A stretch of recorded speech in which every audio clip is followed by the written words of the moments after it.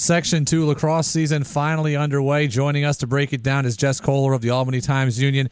Jess, 66 degrees yesterday. I didn't think we'd ever get to the point of talking about spring sports.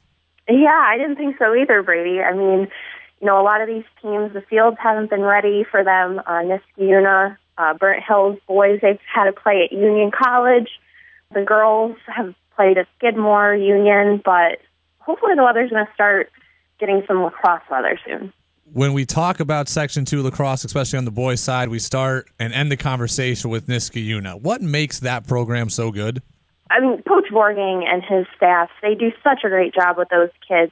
Every year it seems like they lose major pieces, but the next year they just come back and reload. They're never rebuilding. They're always the team to beat. Especially last year they lost Mike DeMario, John Tiberio, Ryan Lawson at graduation, but this year they have a number of weapons, number of young kids, again, that will step up. Last year they had a freshman, Lucas Quinn. He's committed to Syracuse. He stepped up. They lost Luke Goldstock and Lucas Maloney, but he filled right in for them real quick from the beginning of the season. Who could challenge the Silver Warriors? Who could give them a run? This year, it's going to be tough for anybody to challenge them this year, more than any year. Shen, they graduated 16 players from last year. They were the sectional runner-up to Niskayuna. Boston Spa, they have a new head coach in Luke Snell, but they also graduated a significant portion of their offense. So this year, I just don't see anyone really being able to challenge Niskayuna, but Shen and Boston Spa could be two teams that do. If we're talking about some of the smaller schools outside of Class A, who are some of the teams we should watch? I know you're high on Albany Academy, right? Oh, yeah, definitely. Last year they won the Class B title. That was their first sectional title since, I believe, 1997. They have a young coach in Doug McIver. He took over the program last year. They graduated their leading scorer, Matt Valter. He's at UMass Lowell now, but they return a lot of players. Junior Nico Zealous, he's headed to Hobart in a couple of years. He had 69 points last year. He's a really great player. He's got great stick skills, a high lacrosse IQ. So they're definitely going to be, I think, the team to beat in Class B. And Queensbury as well, they could also challenge for a title. They have a great senior in Ben Willows. He's headed to Merrimack. He also plays football for the school. So he's one of the best players in the area. So they could also be a top team.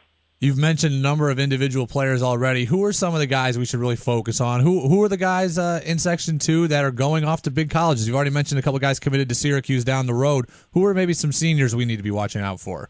Niskayuna, they have a couple seniors. John Prendergast, he's headed to Powerhouse Duke. They're the two-time defending national champion.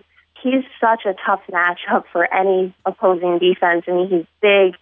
He's strong, but he really excels in transition. I mean, his size alone poses a big problem for opposing teams, and he had 7 goals against Shen last year in the Section 2 championship game.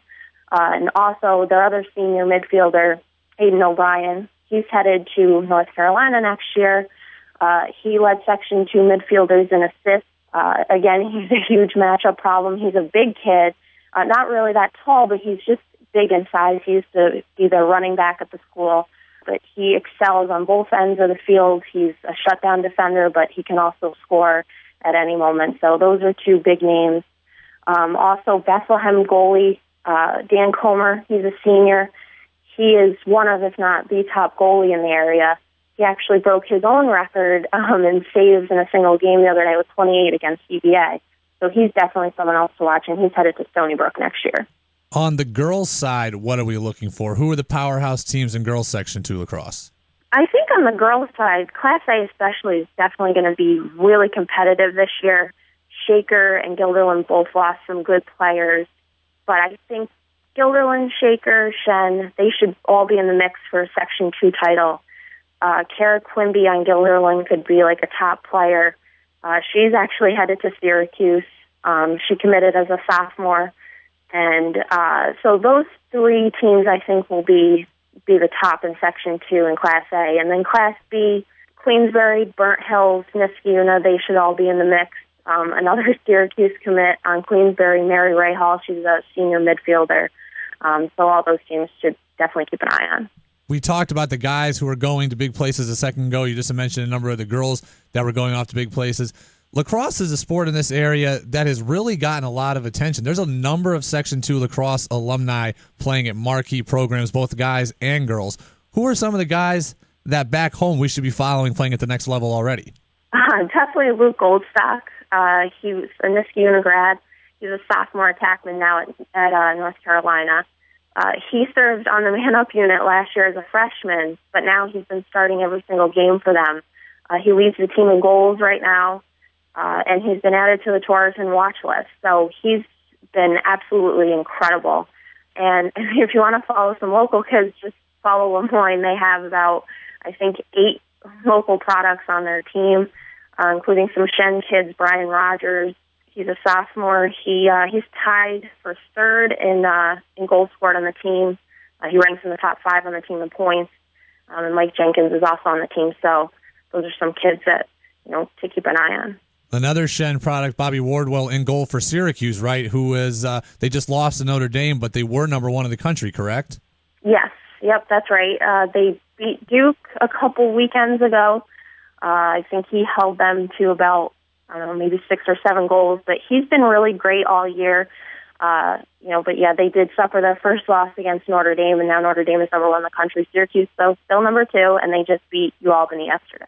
Jess Koehler of the Albany Times-Union. You can follow her on Twitter at JKoehlerTU. She knows everything about Section 2 lacrosse. Jess, you also do a lot of work with local college lacrosse, especially Albany. So when we talk about Albany, we talk about Lyle Thompson. Just how good is he? How privileged are we in this area to be watching him play? Oh, my gosh, so privileged. I mean, he is just an incredible player. I watched him a lot last year. He had his brother Miles Thompson and his cousin Ty Thompson. And, I mean, the 3 of them were just so great together. But Lyle, some people were questioning whether Lyle would produce as much this year because they did graduate Miles and Ty. But he's been absolutely great. He's been producing a lot, in assists. I mean, so a player like that doesn't come around every year. And so we're definitely very privileged to have him around here. Lyle Thompson, last year's Coach Tuaraton Award winner, and could certainly be in the running for it again this year. Jess Koehler, Albany Times-Union. Again, follow her on Twitter at JKoehlerTU. Jess, thanks for being with us. Thanks, Brady. Thanks for having me.